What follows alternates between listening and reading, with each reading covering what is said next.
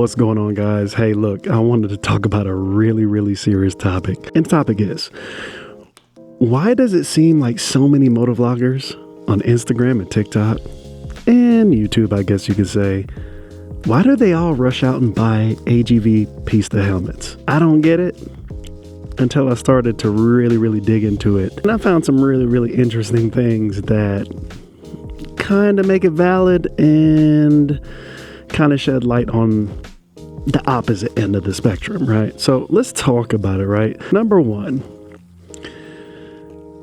the AGV Pista helmet is extremely popular, right? It's a big status symbol, and that's number one for sure. If you have a freaking Pista, it's almost like instant social proof, right? You're proofed already. I mean, these helmets cost anywhere from $1,000 and sometimes even more when you're looking at special limited editions, right? When you see content creators when you see them with a Pista helmet, it does scream serious rider. This guy must be a serious rider, right? That's kind of what it looks like. It's like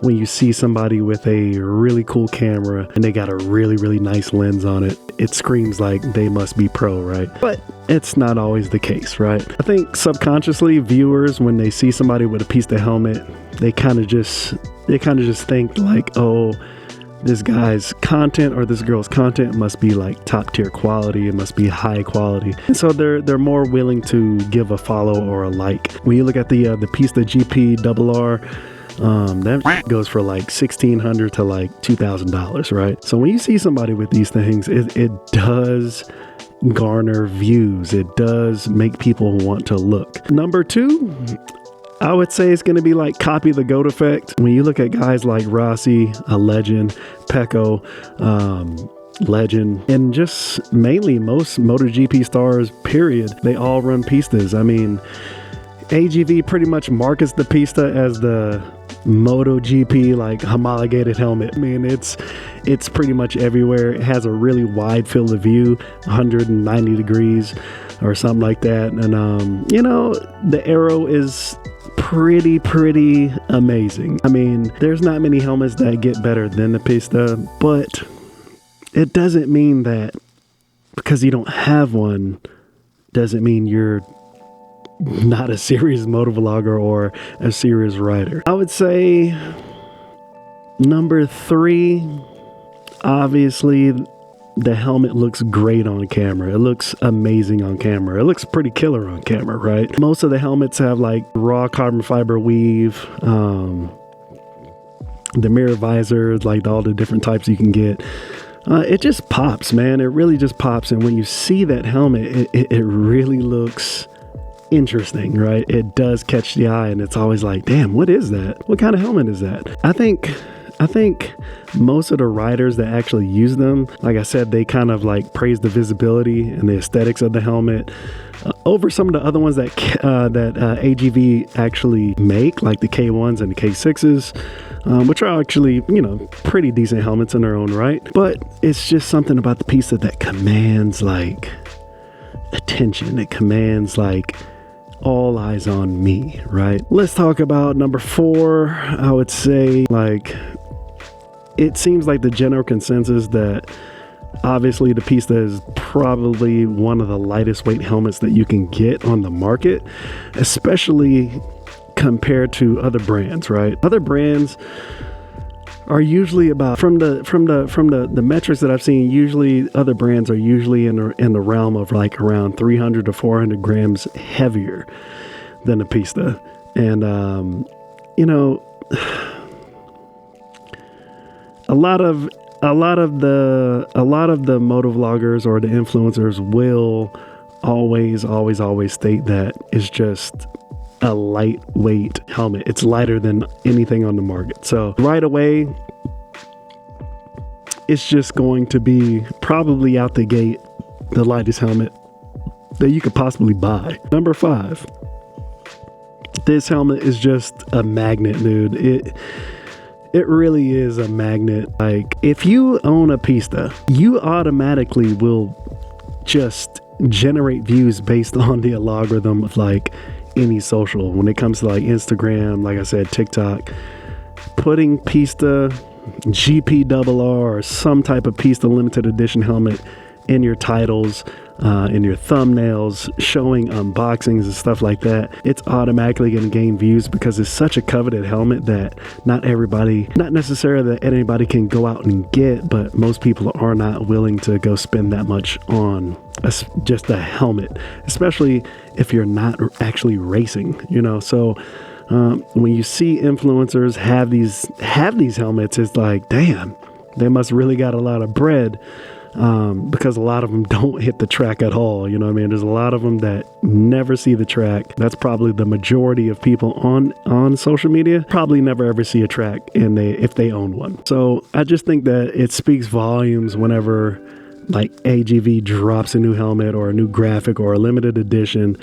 It's going to trend because somebody's always going to try to get it right away. And it just commands respect everywhere it goes, honestly. Let's talk about number 6. Number 6, I want to talk about like brand deals and some things that people may not be like kind of aware of. But when you see a lot of the bigger YouTubers, the bigger Instagrammers, like when you see a lot of these guys, like for example, like Fastlane D's, the bigger guys, right? A lot of people aren't really aware that it's all about brand deal economics, man. Like a lot of these guys, they get these helmets at super steep discounts, or they get them for free in exchange for affiliate codes, or even maybe for like a length of time of promotion. I think what happens is that a lot of people, they see these guys like that I mentioned. Dude Mungus is another one. Like,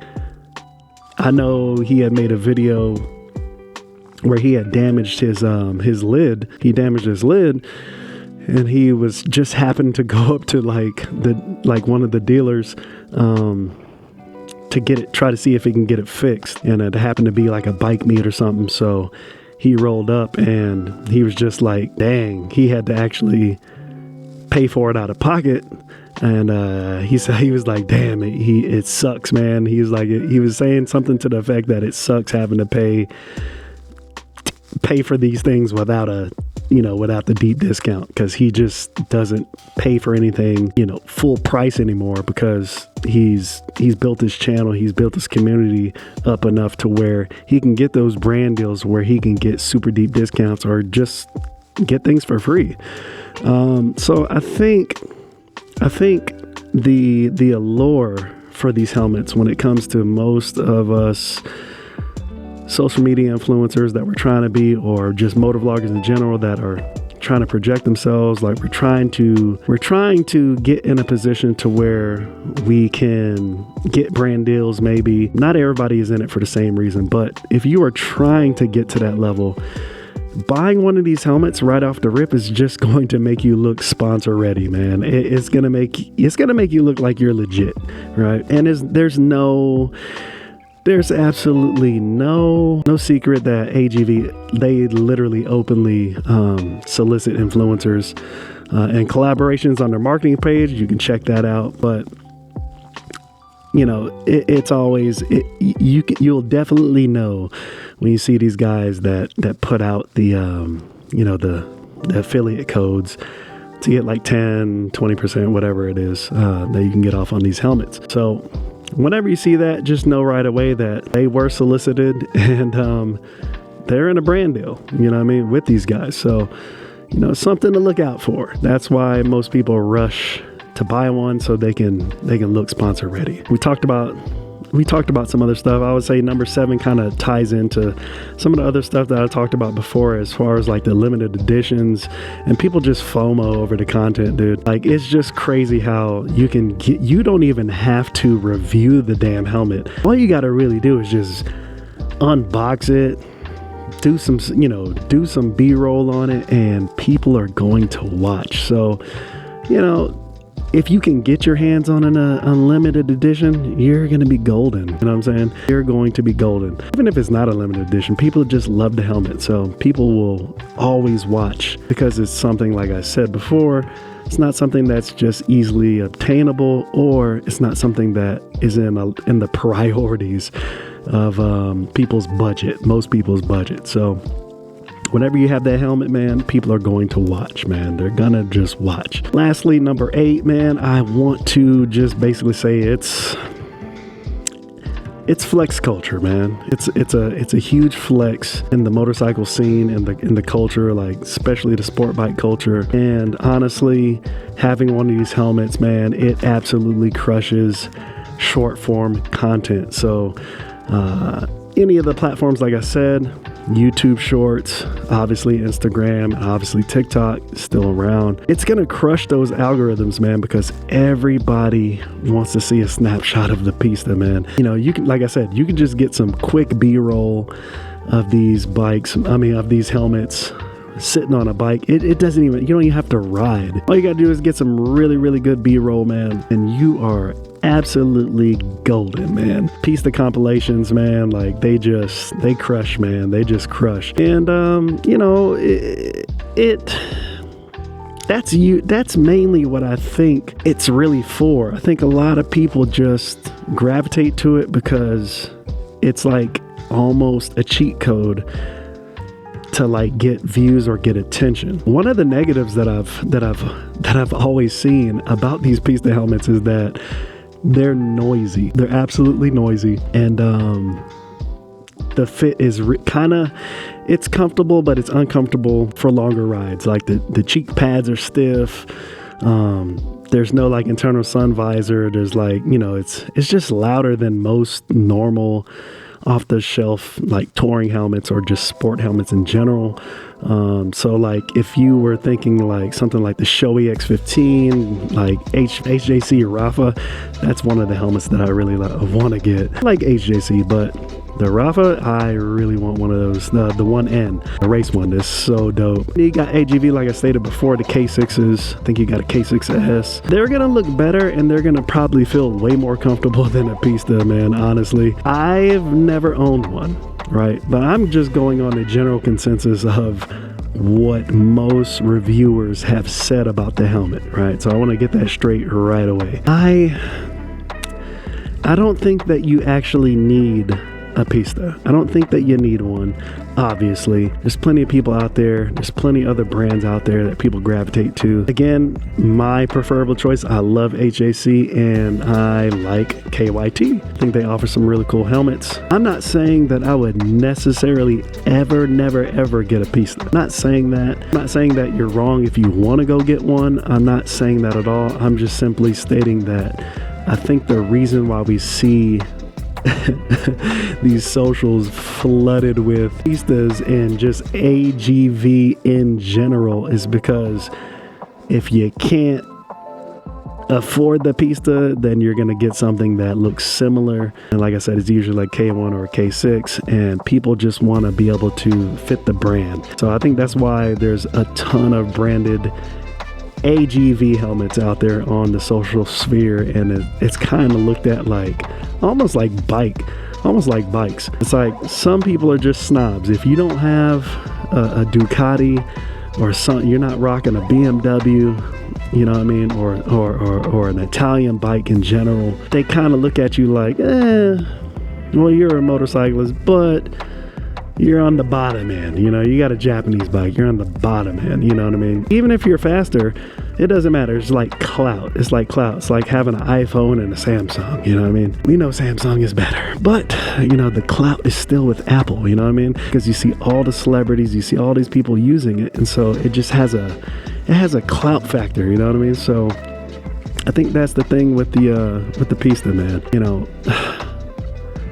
again, I don't think I would ever go out and buy one at full price. If I ever got to a point where this channel grows and a brand deal opened up for something like that, and I would definitely make room to get something like that, to be able to review it for myself, and to just see what the helmet is all about. But I am getting really more into gear. You guys probably have seen that on the channel, or you're gonna see it. I'm just taking motorcycle safety like way more serious than I would take buying bike parts and stuff like that for the bike, because you know, people have been going down like flies, man, and it's always good to have a good lid on your head and great gear on to help protect you from impact, man. The biggest thing that I'm seeing lately is just people dying from, you know, sudden impact. So I just think that people need to take it a little more serious, have a good lid on your head. I think that what social media kind of makes the Pista helmet appear to be is if you don't have a Pista, then you're not protected properly as you should be. And you know, I just want people to kind of take a seat back and say, look, you know, it's an amazing helmet. It costs an amazing amount of money, but it doesn't mean that it's right for everybody, right? It doesn't mean that anything that costs less, anywhere from a $2,000 helmet to $300 helmet, doesn't mean that it's necessarily going to not do the job if it's on the lower tier. Obviously, you know, I mean, if that was the case, then all the helmets would cost, you know, $1,000 and up if it was about money, right? But I think that you gotta think about it wisely. You gotta think about it wisely, and people just don't need to rush out and just grab something because they see everybody else grabbing it. You know what I mean? I commented on the post earlier, and I think somebody was showing, I think it was maybe it was a Shoei. I can't remember if it was a Shoei, and they were like, is this a Pista killer? And so many people jumped on and was like, dude, that is not a Pista killer. Dude, that is...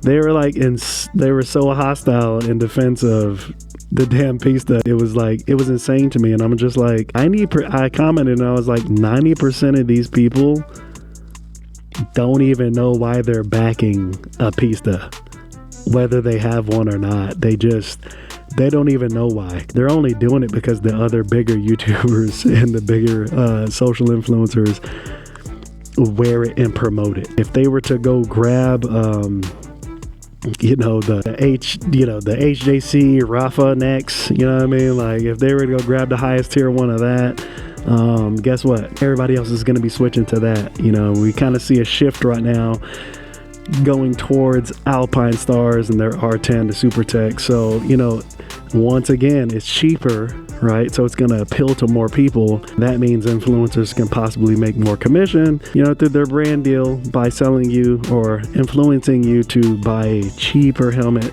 alternative to the Pista. So, you know, it's one of those things where it's like, I feel like that R10, the Alpine Stars R10 is going to really take off this year because it's a killer looking helmet. Obviously, it performs great, but I just think that you got to follow the trends, or you got to pay attention to the trends, and you're going to see people flow with the trend. They're not flowing with it because of their necessarily their own personal thoughts. They're flowing to it because they're being influenced to flow to it, and they take it. You know what I mean? So it's nothing wrong with it. It's nothing bad about it, and it kind of makes me want to segue into the next topic, right? We're going to get into that. Actually, we're going to talk about it now.